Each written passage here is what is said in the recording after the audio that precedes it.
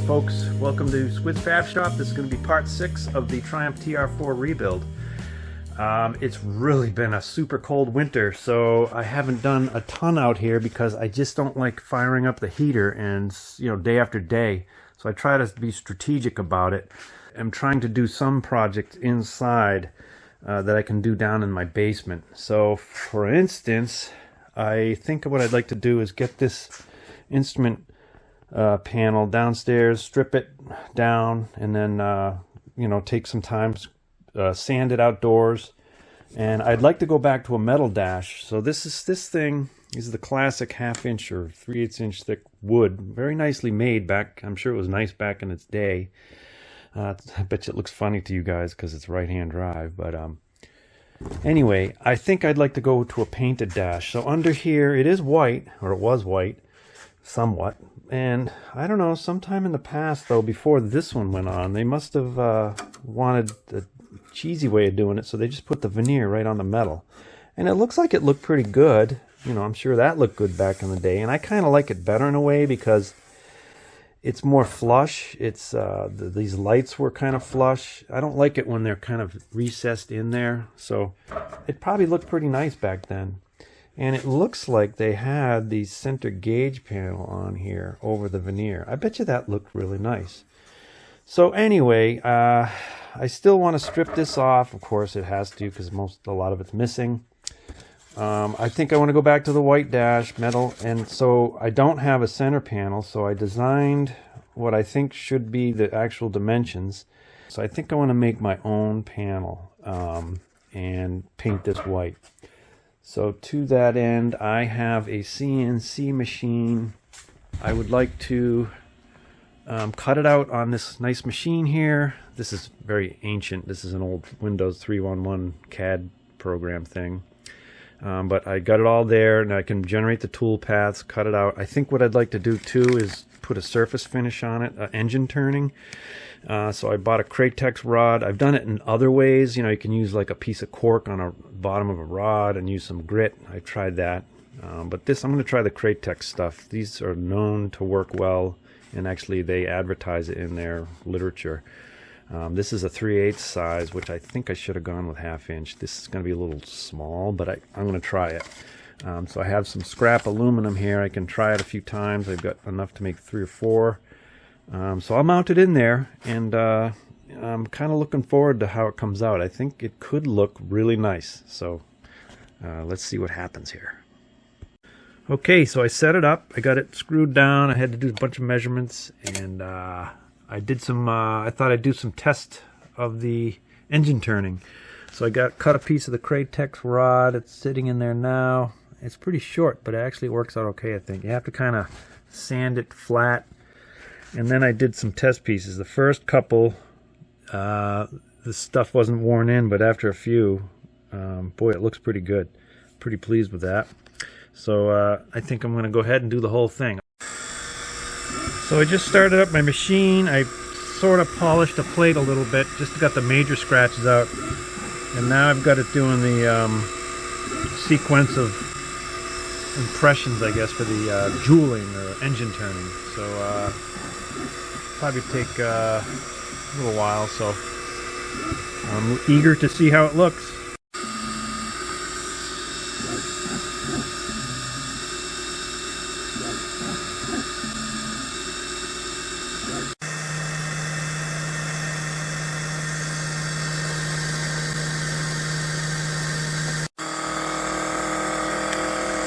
This is the final cut for the OD. Then I can cut out the gauge holes. Looking pretty good.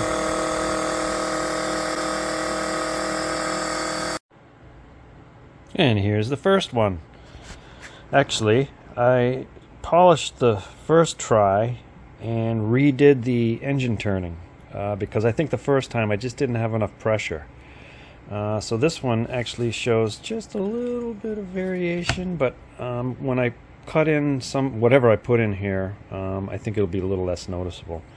And actually, not only did I make this first one, I made a second one, and this one came out actually even nicer. There's a couple mistakes, but it's fine. There's a scratch over here, but you really can't see it.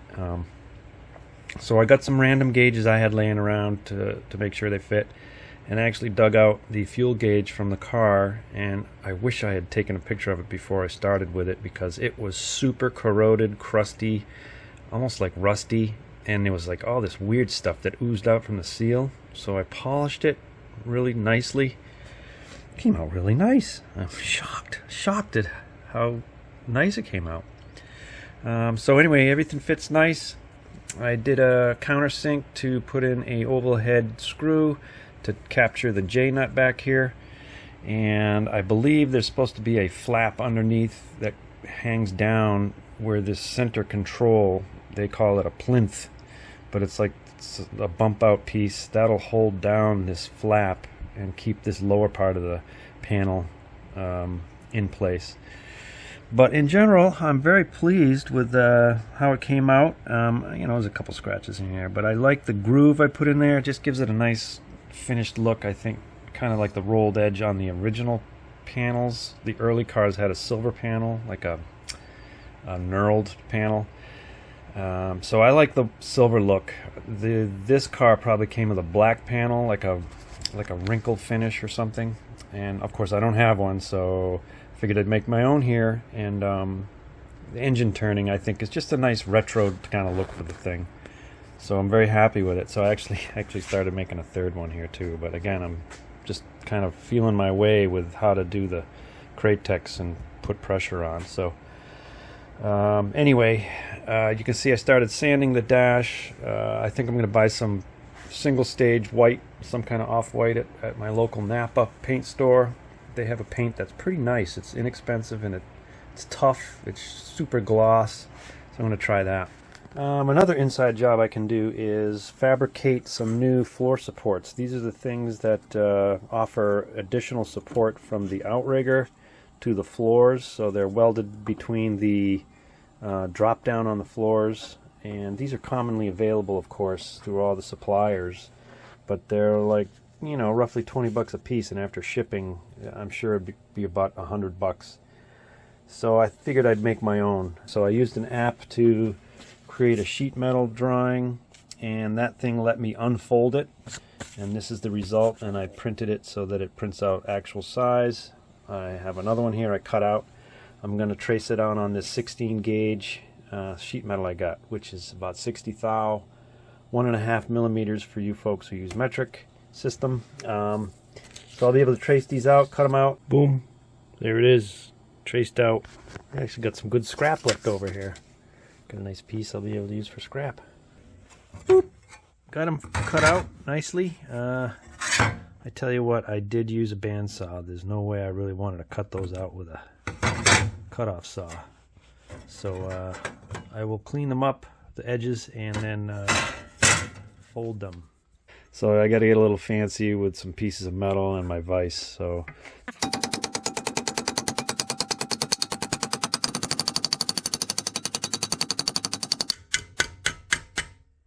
nice.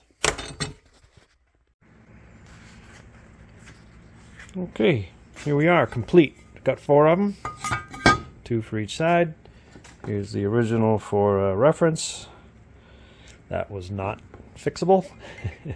Actually, I think there's some sections of floor pan still stuck to this. But anyway, these are nice, heavy duty. I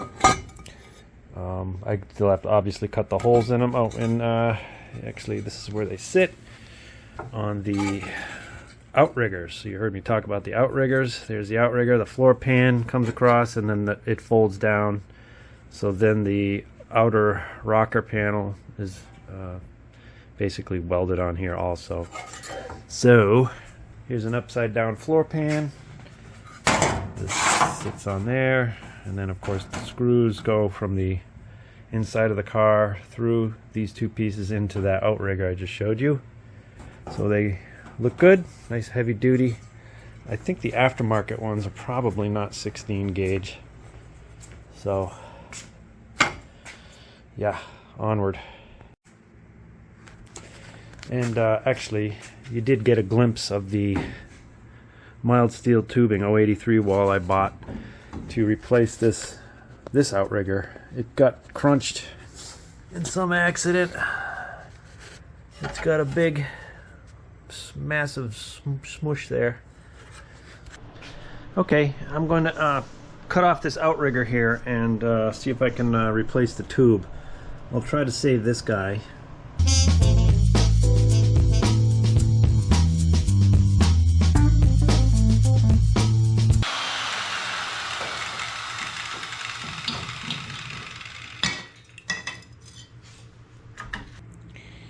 The piece was still pretty healthy. It's nice thick steel there, but obviously it's like a weird pointy thing got it. I don't know what that could have been.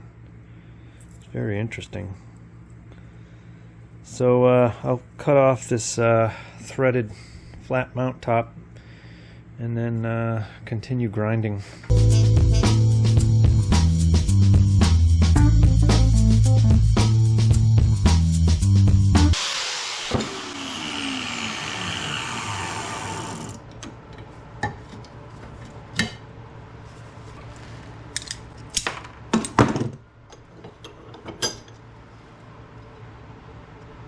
Good as new. Hot, hot, hot. So hopefully when I try to extract the tube, it'll be almost as easy as what we just did on the mount. I can grind this flat. I'll be able to hopefully see the edge and get a chisel in there and just kind of peck away at it and break it free on this, and those sides. Actually, I don't even know. This is just an open C channel, so I should be able to, that should be no problem. So, yep, let's do that now.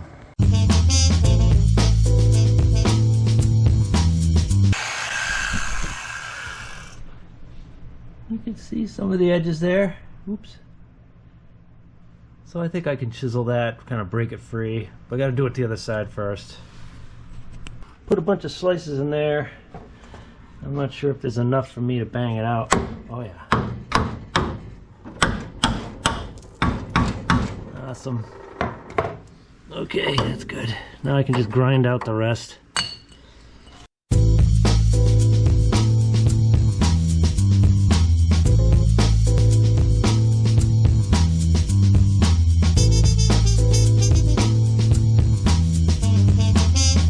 Didn't come peacefully. I had to kind of chisel some out. Use the Sawzall to slice it a little bit. The frame is actually in good shape here. Inside it feels smooth, like it's not pitted or anything, so I'm happy about that. So the tube that I've bought fits nicely. I'll cut that to size. I'll use the other side as a guide. I checked beforehand and it's the same, so onward. Okay, here's the finished piece. I got some primer. I figured this is good enough. This thing's going to lead a pampered life. So I just wanted to do a little stripe of coating that for the part that goes inside the frame.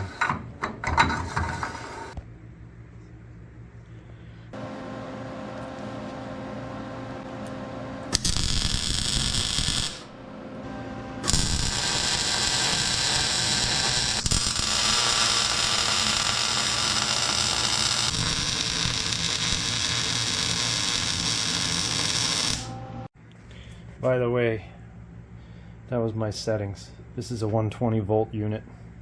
I had it pretty hot.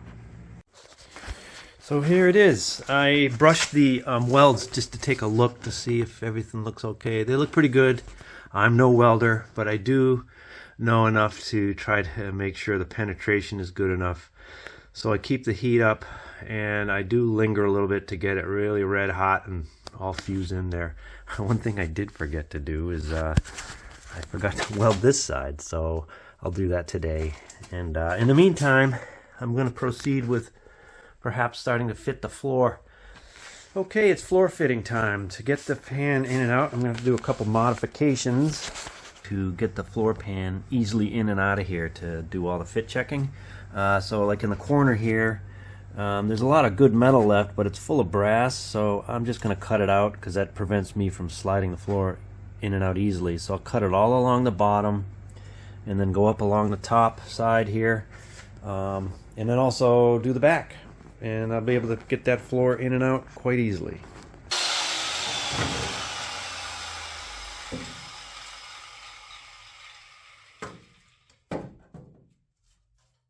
So the first thing I have to do to get this pan even to get into the car is fold up this rear flange. It's this short section here, and it has to go fold 90 degrees up so that I can get the pan in place. Otherwise, if the flange stays flat, it's going to bump into the Armstrong shock in the rear. So I fold it up 90 degrees, and then I'm going to use my stretcher to put a curve on it a little bit so that it follows the contour of the riser in the back.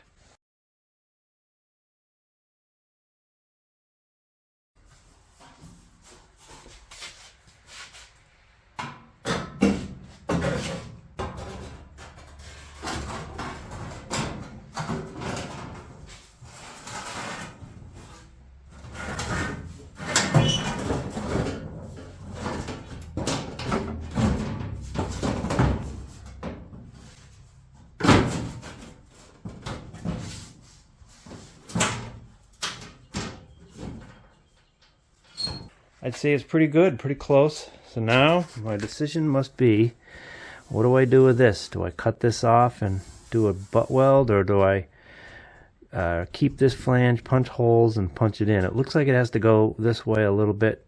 So that's an argument for just cutting this off and grafting down on the flat section, which I left about 1 inch underneath. So some thinking to do. So I decided to cut the flange off. The reason is, when you look at the way these pressings are put in here, turns out they really match well with the original floor, if you look all the way across.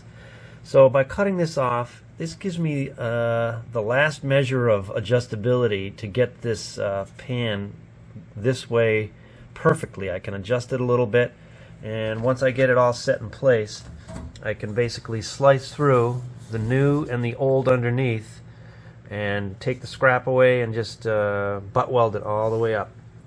So that just gives me the range and adjustability that I need just to make this thing as good as I can. Okay, before I start getting serious about installing the pan, I have to do some work, particularly to this kind of pan, which is the inexpensive pan. If this was the heritage type part, they're generally painted black. They're actual stampings. They're much more accurate. This is the cheaper bead rolled part, so it's not actually stamped, so it has some shortcomings. In particular, the pockets that are supposed to have the bolts go through, they're supposed to be like a 1/4 inch deep here. They're just really extremely shallow. And so when you try to fit these inner sills, which are much more accurate stampings, you can see here it's got like a 1/4 inch drop. So there's just no way it's going to fit. It sticks way up. It looks terrible. So there's work that needs to be done to these pans. I'm actually showing you the left side pan because this hasn't been modified yet, just to get you an idea what it looks like before you do anything. So yeah, it definitely requires work. Another thing is all these parts, whether it's the heritage or these more aftermarket-y, lower cost ones, they're all made as if it was a TR6 car or TR4A car with the rear body mount over here. Even those cars retain this shape, but since this is a TR4, this section here is superfluous. So since I have to modify and put a big depression in here anyway, I'm just going to make it more like a TR4, which had a depression right here in the rear section. So I'll modify this and only have a drop about this wide to match this. I have a fixture that I used where I put a big pocket in here with a plate that I put the sheet metal in between and I squish it down. I actually did do that, and I'll show you that in a minute.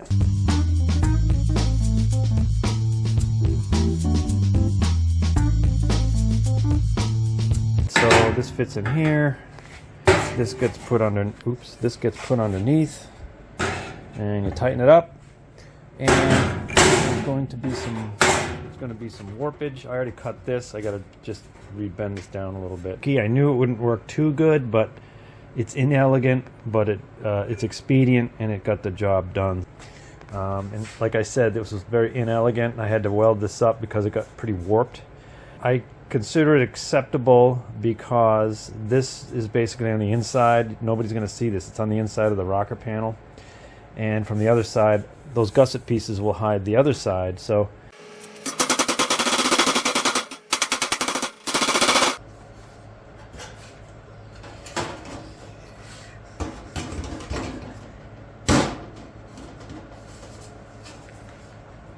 much better. So I'll trim this and then weld it. I got to put in a little patch here because this kicked up.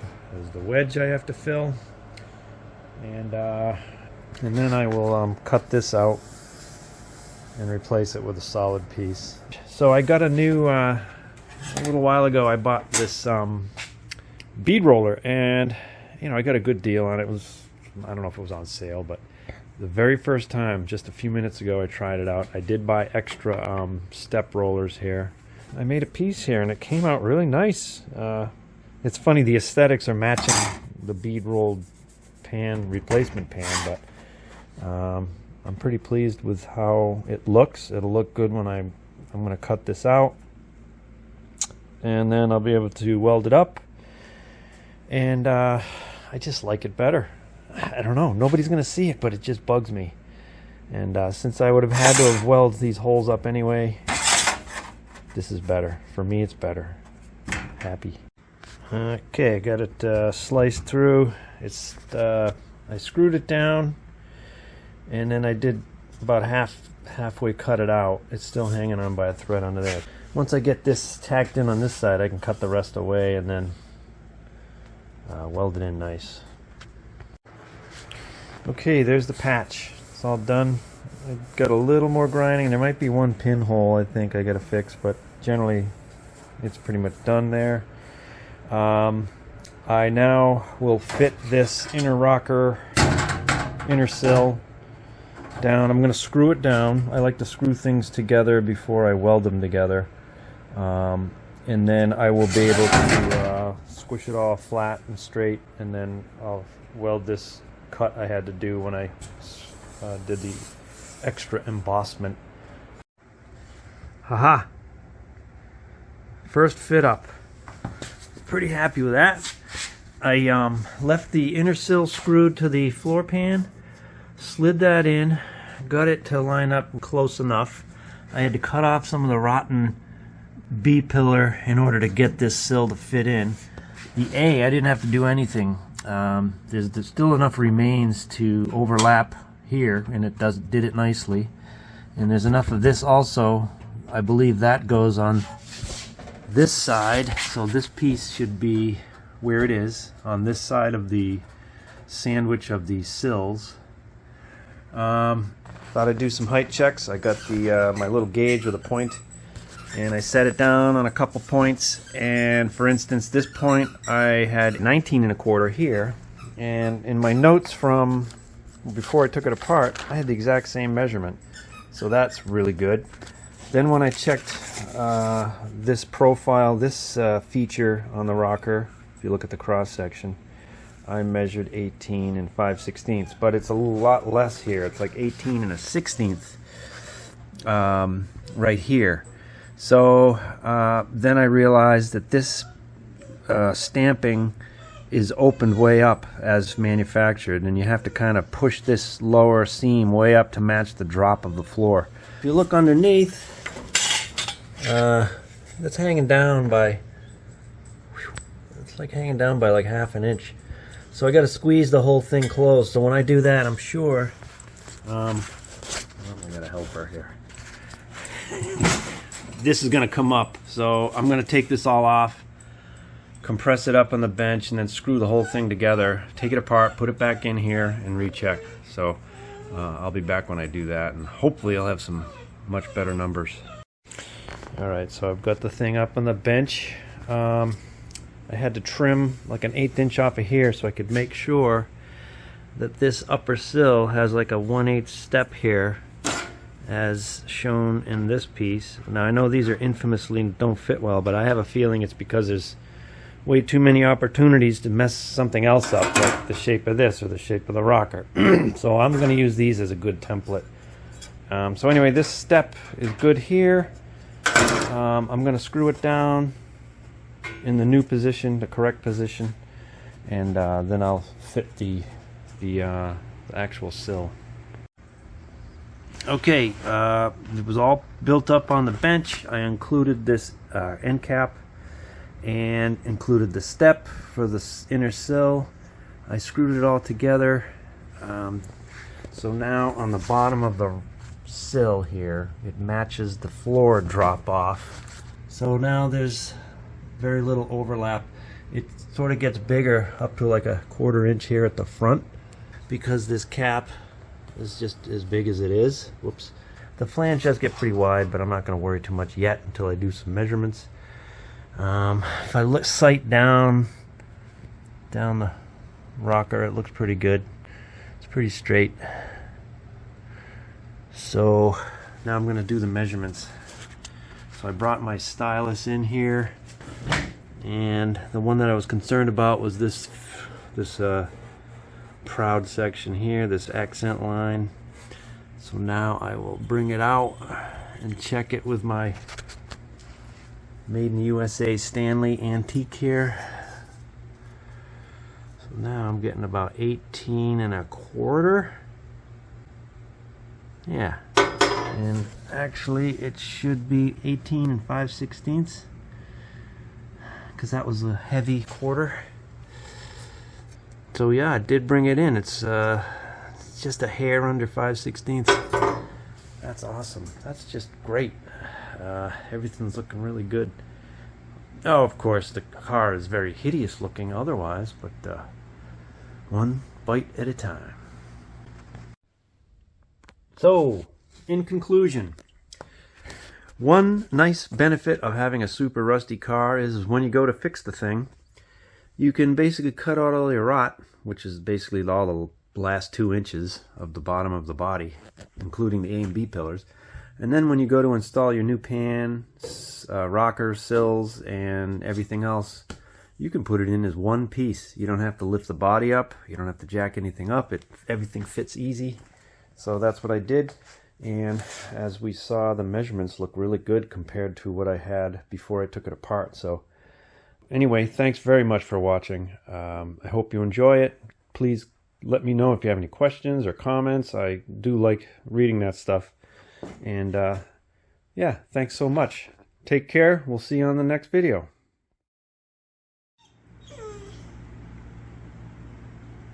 Squids Fab Shop babysitting services. Don't you like it in here? Don't you want to do some work? Don't you want to help me do some floor checks? Ghost? Yeah, you do. Yes, you do. Yep. Uh-oh. Uh-oh. Turn it off. Turn it off!